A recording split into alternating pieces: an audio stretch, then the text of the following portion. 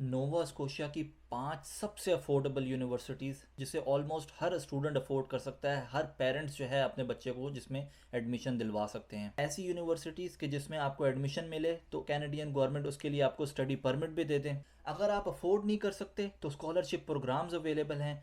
Study complete कर ली तो इन universities की रेपूटेशन इतनी अच्छी है कि जॉब्स इजीली मिल जाएंगी।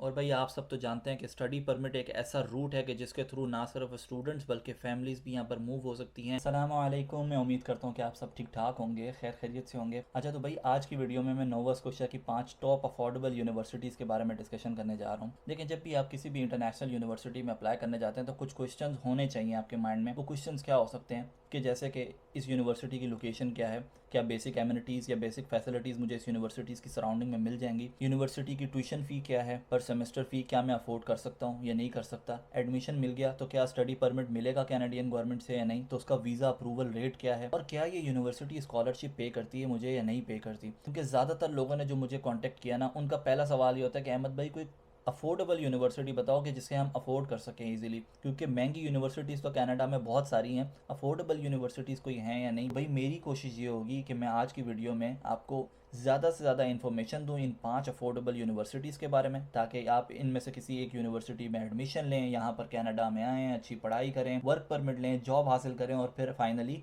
कैनेडियन नेशनल बने, यहाँ का पासपोर्ट लें। भाई मेरे चैनल पर नए हैं तो चैनल को जो है ज़रूर सब्सक्राइब कर लीजिएगा और वीडियो को लाइक और शेयर जो है ज़रूर कीजिएगा। तो भाई सबसे पहले बात कर लेते हैं हम डेलहाउजी यूनिवर्सिटी के बारे में। डेलहाउजी यूनिवर्सिटी जो है नोवा स्कोशिया की टॉप रैंक्ड यूनिवर्सिटी है। टॉप रैंक्ड का मतलब है कि भाई जिस तरह पाकिस्तान में लम्स और आप आईबीए के बारे में सुनते हैं ना, तो उस तरीके से यहाँ पर डेलहाउजी है, पूरे प्रोविंस की बेस्ट यूनिवर्सिटी है। टॉप रैंक है नोवा स्कोशिया में और तकरीबन 14वें नंबर पर आती है ओवरऑल कनाडा में। 1818 में ये जो है यूनिवर्सिटी बनाई गई। 19,000 स्टूडेंट्स की जो है इस यूनिवर्सिटी में कैपेसिटी है। अच्छा इसकी लोकेशन के बारे में अगर हम बात कर लें तो प्राइम लोकेशन पर ये यूनिवर्सिटी एग्जिस्ट करती है, क्योंकि डाउनटाउन है, डाउनटाउन के साथ ही स्प्रिंग गार्डन रोड है, स्प्रिंग गार्डन रोड पर जो है ना ये यूनिवर्सिटी एग्जिस्ट करती है। तो अराउंड आप कह लो कि 1 किलोमीटर या लेस देन किलोमीटर के डिस्टेंस पर है डाउनटाउन से। हर 5 से 10 मिनट बाद जो है यहाँ पर बसेज आ रही होती हैं और पूरे शहर में जो है ना, पूरे हेलिफैक्स में वो बसेज जाती हैं। तो बस की अवेलेबिलिटी के बारे में बात करूँ तो बसेज इजीली मिल जाएंगी। अपार्टमेंट्स के बारे में बात करूँ तो अपार्टमेंट्स यहाँ पर इजीली आपको मिल जाएंगे। यहाँ पर अक्सर लोग जितने भी स्टूडेंट्स आते हैं वो शेयरिंग में रह रहे होते हैं और अराउंड 800 से 1200 डॉलर्स पर मंथ के लिहाज से जो है ना यहाँ पर आपको रूम मिल जाएगा स्प्रिंग गार्डन और डाउनटाउन में। एक रूम की मैं बात कर रहा हूँ क्योंकि अब महंगाई हो गई है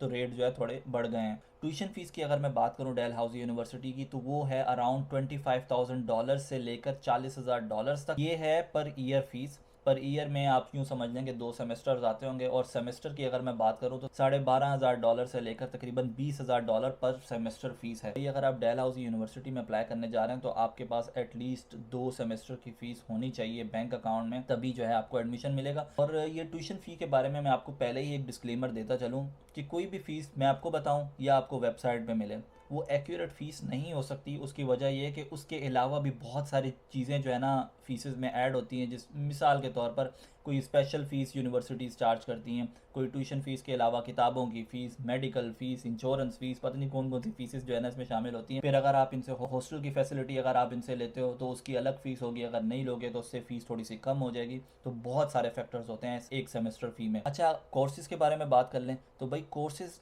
200+ कोर्सेज हैं डेलहाउजी यूनिवर्सिटी में। आप नाम लें और वो कोर्स जो है ना इसमें अवेलेबल होगा। हम तो ज़्यादातर पाकिस्तान में जो है ना 4-5 कोर्सेज पे फोकस करते हैं कि यार इंजीनियरिंग कर ले बंदा, फाइनेंसिंग में चला जाए, लॉ कर ले, डॉक्टर बन जाए या आर्ट्स कर ले। ये 4-5 होते हैं जिसके बारे में बहुत सुना जाता है। यहाँ पर आके जो है ना आपको पता लगेगा जब आप इनकी वेबसाइट पे जाएंगे तो बहुत ज़्यादा कोर्सेज अवेलेबल हैं। अब स्टडी परमिट के बारे में बात कर लें तो तकरीबन 85% तकरीबन एक्सेप्टेंस रेट है डेलहाउजी यूनिवर्सिटी का। तो इसका मतलब ये है कि अगर आपको इस यूनिवर्सिटी में एडमिशन मिल जाता है तो स्टडी परमिट मिलने के बहुत ज़्यादा आपके हाई चांसेस होंगे। स्कॉलरशिप के बारे में हम बात करें तो स्कॉलरशिप बहुत सारे स्कॉलरशिप ऑप्शंस अवेलेबल हैं डेलहाउजी यूनिवर्सिटी जो कि प्रोवाइड कर रही है। इसमें तकरीबन $10,000 से लेकर $40,000 तक आपको स्कॉलरशिप्स मिल सकती है with in a passage of 4 years of your study programme. Depend करता है आपकी पिछली क्वालिफिकेशन या डिग्रीज में क्या परसेंटेज रही है। जनरली जो मैंने देखा है वो 80 से 90% ये मांगते हैं कि अगर एक स्टूडेंट की इतनी परसेंटेज है और वो यहाँ पर आ रहा है तो फिर आपको स्कॉलरशिप मिल सकती है। और उसके बाद काफ़ी सारे स्टूडेंट्स से जो मैंने डिस्कशन किया उसमें ये भी पता लगता है कि अगर आपके अच्छे ग्रेड्स हैं यहाँ पर पढ़ते हुए, आपने अच्छे ग्रेड्स लिए हैं, तो भी आपको स्कॉलरशिप्स मिलती हैं। जॉब के बारे में बात कर लें कि क्या डलहौजी यूनिवर्सिटी में पढ़ने के बाद आपको जॉब मिलेगी, तो भाई बिल्कुल मिलेगी। बहुत हाई चांसेस हैं कि आपको जॉब्स मिल जाएगी। उसकी वजह यह है कि मैं खुद जिस कंपनी में काम करता हूँ उसमें काफ़ी सारे स्टूडेंट्स डलहौजी के आते हैं इंटर्नशिप करने। इंटर्नशिप को यहाँ पर कोऑप्स भी बोलते हैं। इनके बहुत ज़बरदस्त कोऑप्स प्रोग्राम्स हैं कि जिसके थ्रू ये स्टूडेंट्स को डिफरेंट डिफरेंट कंपनीज़ में इंटर्नशिप करवाते हैं। वहाँ पर वो स्टूडेंट जाके एक्सपीरियंस लेते हैं, अच्छा काम करते हैं, तो उनको वहीं पे परमानेंट जॉब मिल जाती है। तो भाई अगर बजट अच्छा है तो Dalhousie University is the best option for you to get education in Nova Scotia. दूसरे नंबर पर हमारे पास जो यूनिवर्सिटी है उसका नाम है एकेडिया यूनिवर्सिटी। एकेडिया यूनिवर्सिटी 1838 में बनाई गई और तकरीबन 3800 स्टूडेंट्स की कैपेसिटी है इस यूनिवर्सिटी में। रैंकिंग के बारे में अगर बात करूँ तो सेकंड टॉप यूनिवर्सिटी है नोवा स्कोशिया की और 41वां रैंक है इसका कनाडा में। लोकेशन की अगर मैं बात करूँ तो ये वुलफिल एक छोटा सा टाउन है, हैलिफैक्स से तकरीबन 100 किलोमीटर के फासले पर है। ये वहाँ पर एग्जिस्ट करती है। वुलफिल का एक छोटा सा इशू ये है कि भाई ये 100 किलोमीटर के डिस्टेंस पर है, छोटा टाउन है, छोटा एरिया है, नेचुरली बड़ा ब्यूटीफुल है। बहुत सारे फार्म्स हैं यहाँ पर, आपको एप्पल फार्म्स, स्ट्रॉबेरी फार्म्स और मतलब कौन कौन से फ्रूट्स के फार्म्स आपको मिल जाएंगे। लेकिन मसला सिर्फ ये है कि छोटा एरिया है, जॉब मिलना यहाँ पर थोड़ा सा मुश्किल हो जाएगा। जो मैंने वहाँ के स्टूडेंट में 2-3 दफ़ा गया हूँ वुलफिल में और वहाँ के 2-3 स्टूडेंट से मैंने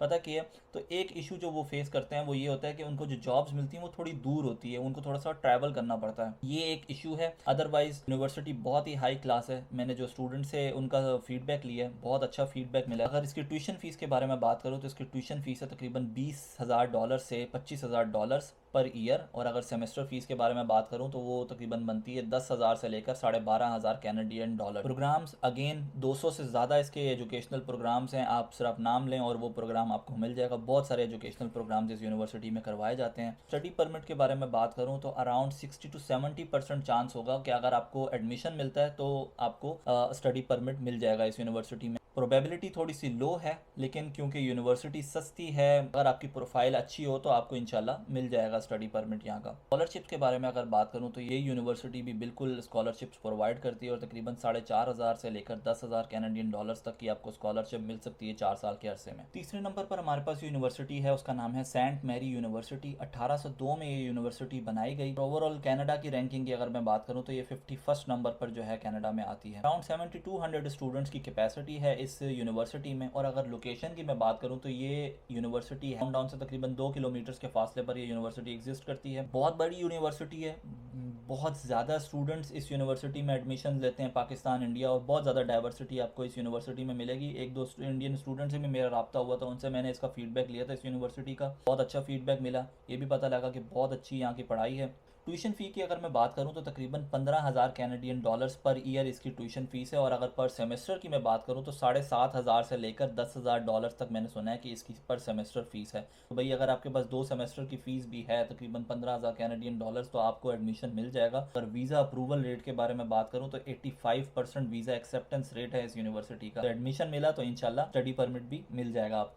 कोर्सेज़ की अगर मैं बात करूँ इस यूनिवर्सिटी की तो भाई अल्फ़ाबेट्स चल रहे होते हैं। इस यूनिवर्सिटी की वेबसाइट में मैंने देखा अल्फ़ाबेट्स चल रहे हैं, ए से लेकर जेड तक सारे कोर्सेज़ इनके पास अवेलेबल हैं। तो कोर्सेज़ का तो टेंशन है ही नहीं ना, कोई बहुत सारे आपको ऑप्शंस मिल जाएंगे। स्कॉलरशिप के बारे में अगर हम बात करें तो Saint Mary University around 50,000 Canadian dollars जो है ना आपको ऑफर करती है 4 साल के अरसे में। इन कंडीशन ये है कि आपकी 90% या अबव परसेंटेज होनी चाहिए ड्यूरिंग द ईयर जब आप स्टडी कर रहे हैं या जब आपने एडमिशन लेना उससे पहले जो आपने स्टडीज़ अपनी कंप्लीट की हैं उसमें भी बड़ी हाईयर आपकी परसेंटेजेस होंगी तो आपको स्कॉलरशिप मिलेंगी। चौथे नंबर पर जो हमारे पास यूनिवर्सिटी आ रही है उसका नाम है माउंट सेंट विंसेंट यूनिवर्सिटी। इसके बारे में मैंने इतना सुना नहीं था, लेकिन जब मैं अपनी रिसर्च कर रहा था तब मुझे पता चला कि बड़ी ज़बरदस्त यूनिवर्सिटी है। 1873 में जो है ये बनाई गई यूनिवर्सिटी। 5 से 6,000 स्टूडेंट्स की कैपेसिटी है। नोवा स्कोशिया की रैंकिंग में ये 5वें नंबर पर आ रही है। इसको हमने चौथे नंबर पर किसी वजह से रखा है, वो हम बाद में चल के आपको बताएंगे। ओवरऑल अगर कनाडा के बारे में बात की जाए तो इस यूनिवर्सिटी की रैंकिंग 57 है। लोकेशन जो है इसकी बेडफर्ड है। बेडफर्ड हैलिफैक्स से तकरीबन 10 किलोमीटर पर फासले पर है और बेडफर्ड बड़ा ही एक खूबसूरत एरिया है। थोड़ा सा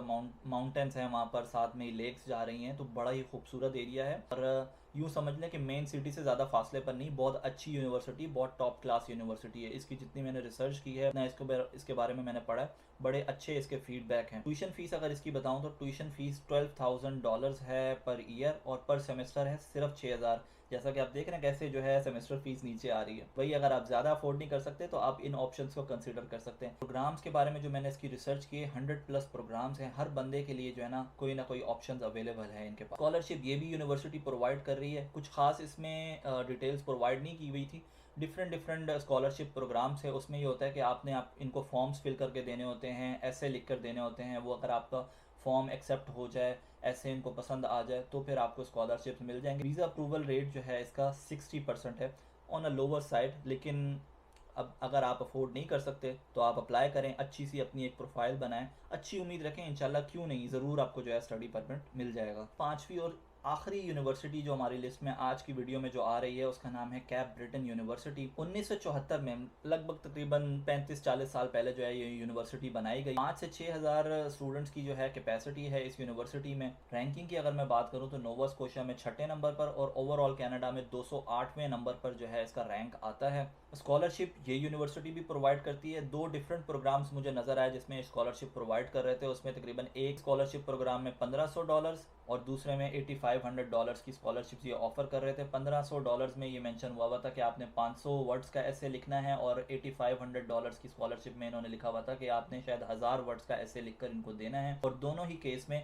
तकरीबन 80 से 90% जो है ना आपकी होनी चाहिए अपनी लास्ट फील्ड में, लास्ट जो आपने पढ़ाई की है उसके अंदर। वीज़ा अप्रूवल रेट के बारे में बात करें तो तकरीबन 50% है इसका visa approval rate, on a lower side again. लेकिन अगर अफोर्ड नहीं कर सकते तो आप इस यूनिवर्सिटी में अप्लाई करें। लोग आते हैं भाई, मैंने काफ़ी सारे इंडियंस को देखा है यहाँ पर, इंडियंस कैप ब्रिटेन यूनिवर्सिटी में पढ़ कर आए हुए हैं यहाँ पर। तो परसेंटेजेस को ना देखें, कॉन्फिडेंटली अप्लाई करें, अच्छी प्रोफाइल बनाएं। इसकी ट्यूशन फीस तकरीबन है 10 से 12 हज़ार कैनेडियन डॉलर्स। और अगर सेमेस्टर फीस के बारे में बात करूं तो वो बनेगी 5 से 6 हज़ार कैनेडियन डॉलर्स। ये जो है सेमेस्टर फीस के बारे में थोड़ा सा मैं आपको और एक्सप्लेन कर दूं। ये डिपेंड करता है कि आप कौन सा कोर्स ले रहे हैं। आप अंडर ग्रेजुएट का कोर्स ले रहे हैं, ग्रेजुएट का ले रहे हैं या पोस्ट ग्रेजुएट का ले रहे हैं। मैंने जितनी भी आपको फीसेस बताई हैं ये ग्रेजुएट प्रोग्राम्स की है। तो डिपेंड करता है कि आपका प्रोग्राम ले रहे हैं, कौन सा आपका सब्जेक्ट है, 1 साल का प्रोग्राम है, 2 साल का है, 4 साल का है। बहुत सारे इसमें फैक्टर्स होते हैं जो इन्वॉल्व होते हैं, उसकी वजह से फीसेस काफ़ी डिफ्रेंशिएट करती हैं। अब मैंने अक्सर ये सुना है 1-2 स्टूडेंट्स है कि कैप ब्रिटेन यूनिवर्सिटी के सेमेस्टर फीस तकरीबन 3 से 5 हज़ार डॉलर है, जबकि वेबसाइट पर मुझे नजर आ रही थी 5 से 6 हज़ार डॉलर। तो ये एक एग्जांपल मैंने दे दी। आप इसमें जो है अपनी रिसर्च खुद भी कर सकते हैं। यूनिवर्सिटीज के लिंक जो है मैं अपनी यूट्यूब की वीडियो के डिस्क्रिप्शन में डाल दूंगा, आप वहां से जाके देख सकते हैं। ये यूनिवर्सिटी भी जो है 100+ प्रोग्राम्स ऑफर करती है। बहुत सारे प्रोग्राम्स और बहुत सारे ऑप्शंस आपको इजीली मिल जाएंगे। कोई भी आप अच्छा सा प्रोग्राम पसंद करें, जिसमें आपका इंटरेस्ट बनता है वो पसंद कीजिएगा, ताकि आपको पढ़ाई करने में भी मजा आए,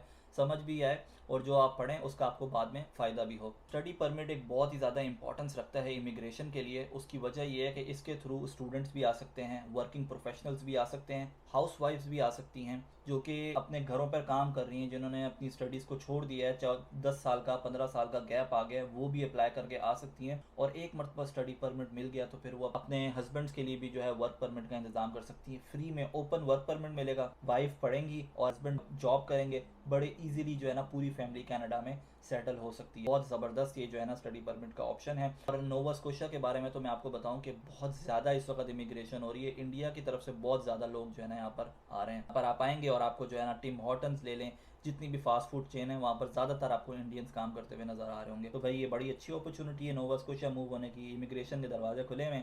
बस ये है कि स्टेप आपको लेना है, मोटिवेट करना मेरा काम है आपको। तो मेरी कोशिश ये थी कि आज की वीडियो में ज़्यादा से ज़्यादा डिटेल्स आपके साथ शेयर करूँ जिससे आपको फ़ायदा हो। कोई सवालात हों ज़रूर आप कमेंट सेक्शन में पूछिएगा। आपको इन 5 यूनिवर्सिटीज़ में से कौन सी यूनिवर्सिटी पसंद आई कमेंट सेक्शन में ज़रूर बताइएगा। रेडफोर्ड यूनिवर्सिटी की लोकेशन के बारे में मैं आपको थोड़ा सा बताता चलूँ कि ये यूनिवर्सिटी सिडनी में, कैप ब्रिटेन आइलैंड है उसका एक छोटा सा टाउन है सिडनी, ये वहाँ पर एग्जिस्ट करती है। 2 इंडियंस मिले थे, दोनों से मैंने पूछा था, दोनों का सेम ही फीडबैक था कि डिप्रेसिंग जगह, लोग कम है। लेकिन इसमें आप ये कर सकते हैं कि ये बड़ा एक ज़बरदस्त ऑप्शन होता है कि जब आप अप्लाई करते हैं किसी भी यूनिवर्सिटी के एडमिशन के लिए तो वो आपको DLI नंबर देते हैं, डेजिग्नेटेड लर्निंग इंस्टीट्यूट नंबर आपको मिलता है। 1 साल पढ़ाई करें, उसके बाद 1 साल के बाद अपना एडमिशन चेंज कर सकते हैं, अपनी यूनिवर्सिटी चेंज कर सकते हैं। करना आपको ये होगा कि वही DLI नंबर आपको स्टडी परमिट में मेंशन करना होगा कि मैंने अपनी यूनिवर्सिटी चेंज कर ली है। इस तरीके का प्रोसीजर होता है। तो आप बस एडमिशन लें, स्टडी परमिट लें और आप फिर यहाँ पर आ सकते हैं। लोकेशन आइसोलेटेड है लेकिन बहुत खूबसूरत है। कैप ब्रिटन में गया था, अगर आपने मेरी लास्ट वीडियो देखी हो जो मैंने व्लॉग बनाया था